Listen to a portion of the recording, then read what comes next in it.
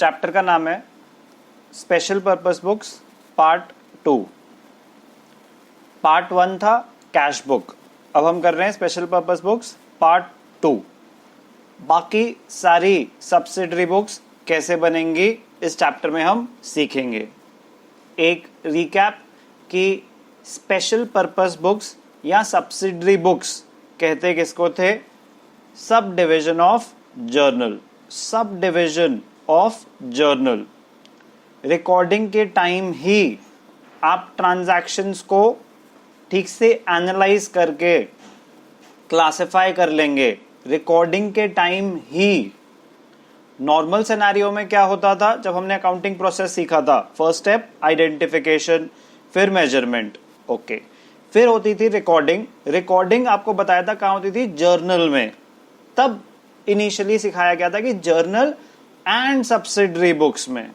फिर रिकॉर्डिंग के बाद होती थी क्लासिफिकेशन लेजर में। फिर लेजर के बाद समराइजिंग, एनालिसिस एंड इंटरप्रिटेशन, फिर कम्युनिकेशन। तो जब हमने रिकॉर्डिंग सीखी तो पहले हमने सिर्फ और सिर्फ जर्नल बनाना सीखा और सारी की सारी ट्रांजैक्शंस जर्नल में ही रिकॉर्ड करते थे।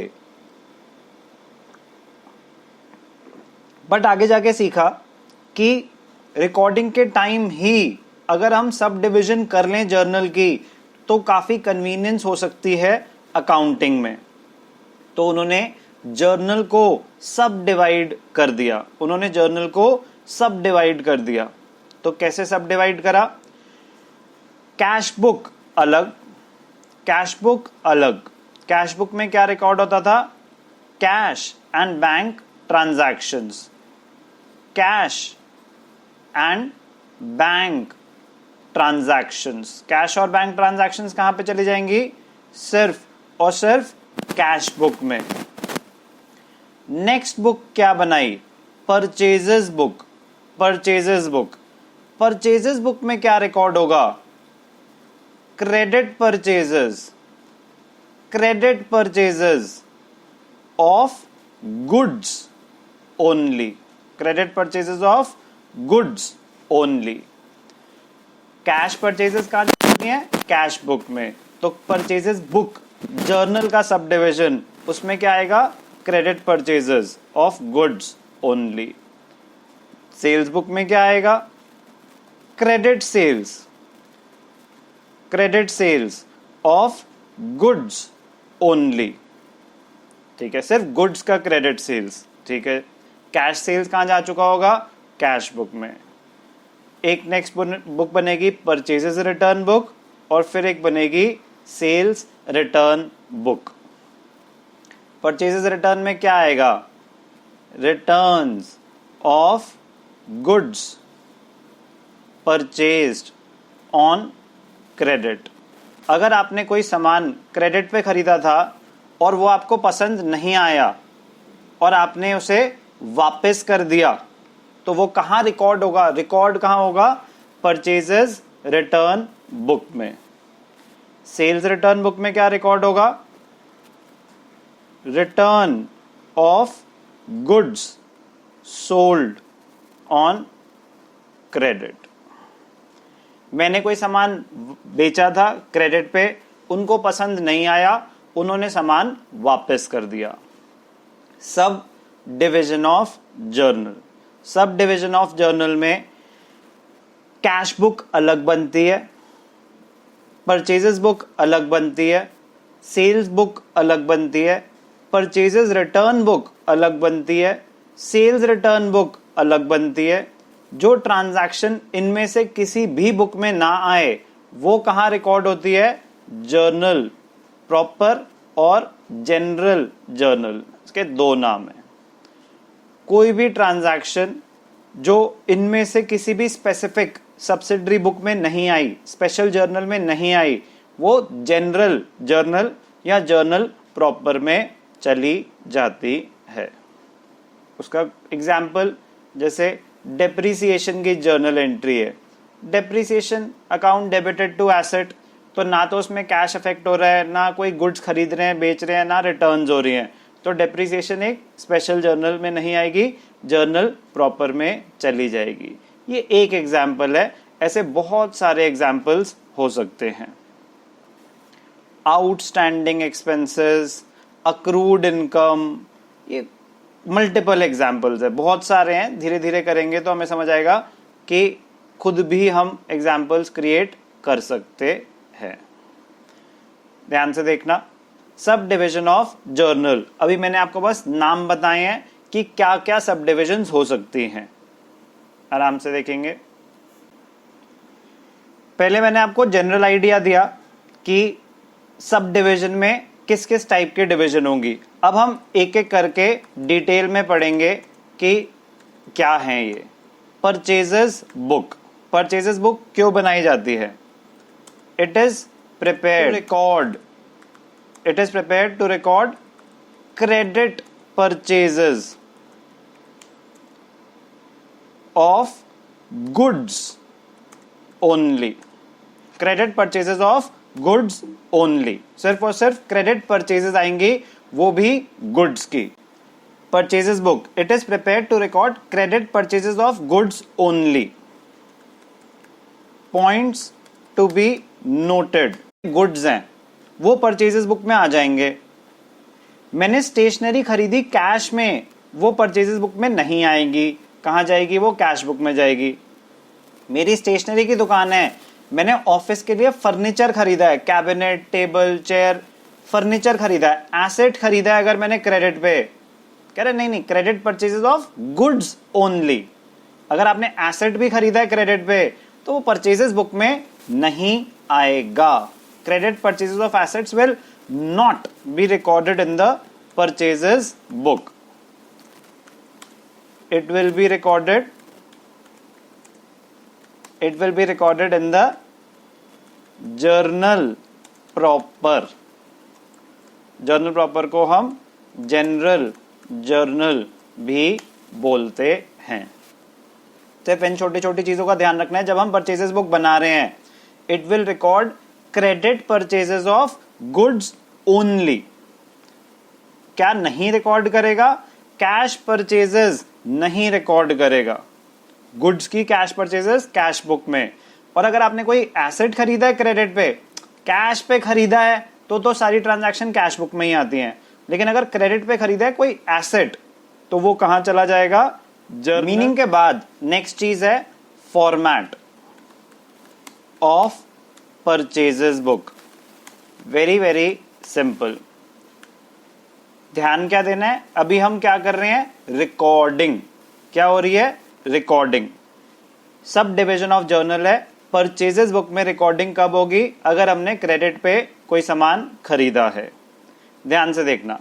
फॉर्मेट, पहला कॉलम होगा डेट, पहला कॉलम होगा डेट, दूसरा particulars, third invoice number. Invoice का मतलब होता है बिल, इनवॉइस का मतलब होता है बिल, बिल नंबर। हमने सामान खरीदा तो हमें बिल मिलेगा ना, तो बिल का नंबर क्या है? इमेजिनरी कॉलम होता है, आपको बस फॉर्मेट में बना के दिखाना कंपलसरी होता है। अगर आपको क्वेश्चन में इनवॉइस का नंबर दे रखा है तो आप इनवॉइस नंबर दिखाएंगे, अदरवाइज इनवॉइस नंबर एक इमेजिनरी कॉलम होता है, जैसे फोलियो का कॉलम होता है, हमें सिर्फ बना के ब्लैंक छोड़ना होता है। पहला कॉलम डेट, फिर पर्टिकुलर्स, फिर इनवॉइस नंबर। नेक्स्ट कॉलम है एलएफ, लेजर फोलियो। हम क्या कर रहे हैं अभी? रिकॉर्डिंग। तो रिकॉर्डिंग के बाद नेक्स्ट स्टेप क्या होता है? क्लासिफिकेशन। लेजर में पोस्टिंग किस पेज नंबर पे हुई वो लेजर फोलियो में शो करते हैं। लेजर फोलियो भी आपके लिए क्या है? एक imaginary column. Next column details. Details में हम क्या शो करते हैं? कैलकुलेशन। जो भी हमने सामान खरीदा, अभी हम एक क्वेश्चन करके देखेंगे कि मेरी स्टेशनरी की दुकान थी, मैंने 50 रजिस्टर खरीदे, 100 पेंसिल्स खरीदी, जो भी खरीदा उसकी डिटेल्स, उसकी कैलकुलेशन कौन से कॉलम में आएगी? डिटेल्स के कॉलम में। फिर नेक्स्ट कॉलम होता है कॉस्ट इन रुपीज। कॉस्ट में आएगा कि सामान इंडिविजुअली कितने का खरीदा, कॉस्ट अलग, हमारा परचेज प्राइस, उसके साथ आपके कुछ एडिशनल ट्रांसपोर्टेशन या पैकिंग का कोई खर्चा तो नहीं हुआ, अगर हुआ है तो उसको एक सेपरेट कॉलम में दिखाना पड़ेगा। Freight, cartage, packing charges etcetera, हमें अलग अलग ब्रेकअप करके दिखाना पड़ेगा कि सामान खरीदते टाइम, फॉर एग्जाम्पल मैंने स्टेशनरी खरीदी 1000 रुपए की, उसके ऊपर 100 रुपए कार्टेज लग गई, किराया लग गया लाने का, तो परचेजेस में तो 1000 ही दिखाऊंगा, तो कॉस्ट में चला जाएगा जितने का मैंने सामान खरीदा। उसके ऊपर अगर कोई कार्टेज, कैरेज, ट्रांसपोर्टेशन का कोई भी खर्चा हुआ है तो वो एक सेपरेट कॉलम में आएगा, हेडिंग दे देंगे उसको freight, cartage, packing charges etcetera. Purchases book का लास्ट कॉलम होता है टोटल, परचेजेस बुक का लास्ट कॉलम होता है टोटल। तो ध्यान से देखेंगे एक बारी फिर से कॉलम्स के नाम। सबसे पहले आता है डेट, फिर आते हैं पर्टिकुलर्स, फिर इनवॉइस नंबर। पर्टिकुलर्स में तो सारा सामान के लिस्ट आएगी ना कि आपने क्या क्या खरीदा, रजिस्टर खरीदा, किससे खरीदा, सारी इंफॉर्मेशन इसमें आएगी। अभी हम देखेंगे करके डेट, पर्टिकुलर्स, पर्टिकुलर्स के बाद next column invoice number. Invoice number एक इमेजिनरी कॉलम है, इनवॉइस नंबर एक इमेजिनरी कॉलम है। इनवॉइस नंबर के बाद next ledger folio, ledger folio भी एक इमेजिनरी कॉलम है, फॉर्मेट से एक हमारे लिए दिखाना कंपलसरी है। फिर उसके बाद मेन पार्ट डिटेल्स, डिटेल्स में सारी कैलकुलेशन दिखाते हैं कि जो भी हमने सामान खरीदा उसमें क्या क्या सामान था, कितने कितने का खरीदा, उस पे कोई ट्रेड डिस्काउंट तो नहीं था।